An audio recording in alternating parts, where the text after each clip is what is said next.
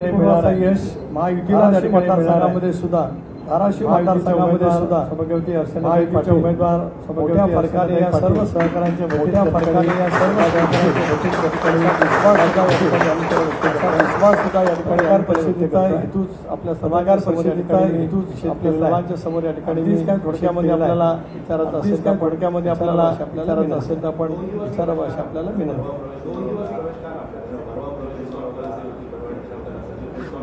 2 दिवस मी माझ्या मतदारसंघात थोडासा व्यस्त असल्यामुळे आज या ठिकाणी घोषित करण्यासाठी थोडासा विलंब उमेदवार घोषित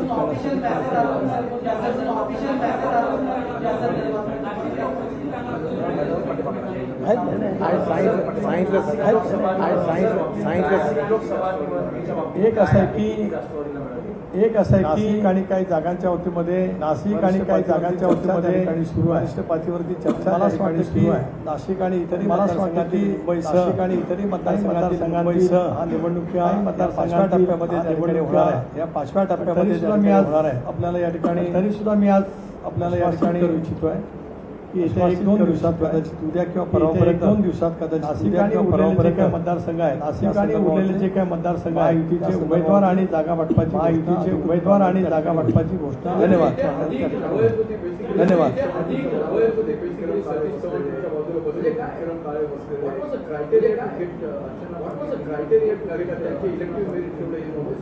एक असं आहे की सतीश चव्हाण सतीश चव्हाण सूत्रांच्या माध्यमातून आपल्या मार्फत फिरत सूत्रांच्या माध्यमातून आपल्या मार्फत फिरत एक असं आहे की विक्रम काळे एक असं आहे की विक्रम काळे मला वाटतं मला वाटतं एक 5 वर्ष कालावधी झालाय म्हणजे 5 वर्षाचा कालावधी आता लोकसभेला आहे इतका कालावधी आता लोकसभेला आहे विधानसभेला तितका कालावधी सुद्धा मला वाटतं 2-3 वर्षापूर्वी मला वाटतं 2-3 वर्षापूर्वी आहे. त्यांच्या मनामध्ये आणखी काय आहे त्यांच्या मनामध्ये उमेदवाराच्या वतीमध्ये त्यांच्या उमेदवाराच्या त्याला गांभीर्याने अशी चर्चा नव्हती ज्याला गांभीर्याने अशी चर्चा नव्हती उमेदवारांच्या संदर्भामध्ये चर्चा करत असताना उमेदवारांच्या संदर्भामध्ये आम्ही नामं करत असताना होती ते दोघेही त्या मतदारसंघाचं नेतृत्व दोघेही त्या मतदारसंघाचं नेतृत्व दीर्घकाळ आठवड्याच्या 8 जिल्ह्याचं नेतृत्व दीर्घकाळ त्यांची नावं त्या मतदारसंघामध्ये चौकटपणा त्यांची नावं त्या मतदारसंघामध्ये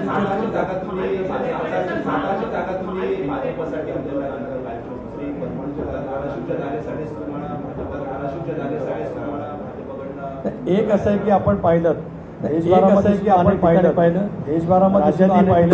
महाविकास आघाडीमध्ये पाहिलं ते महाविकास आघाडीवरांची आपण अनुभवलंय उमेदवारांची वेळेला उमेदवार हे शेवटी उमेदवार हे असतात कारण शेवटी निवडणूक येणं निवडून येणं त्या ठिकाणी लावा लागेल क्रायटेरिया सुद्धा अनेक वेळेला सारासार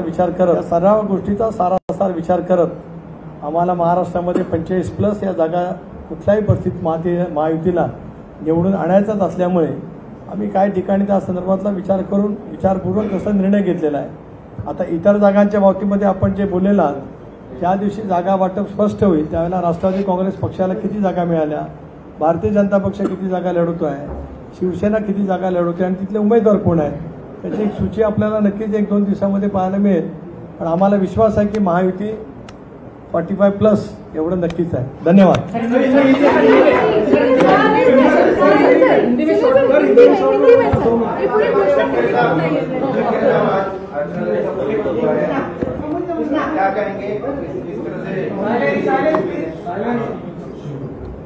अर्चना पाटिल राष्ट्रवादी कांग्रेस पार्टी में आज वो शामिल यहाँ पे हो गई हैं.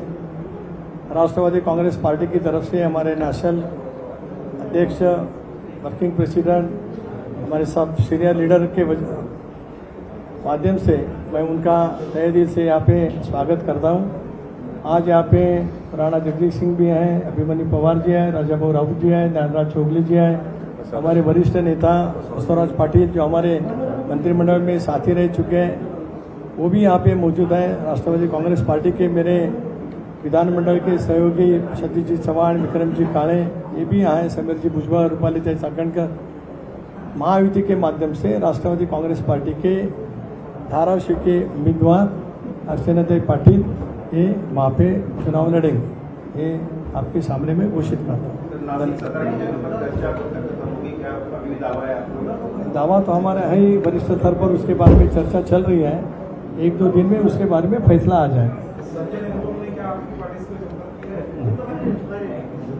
हमारी पार्टी छोटी तरह से काम करने वाली पार्टी है। संजय निरुपम जी एक बड़ा नेता है। धन्यवाद।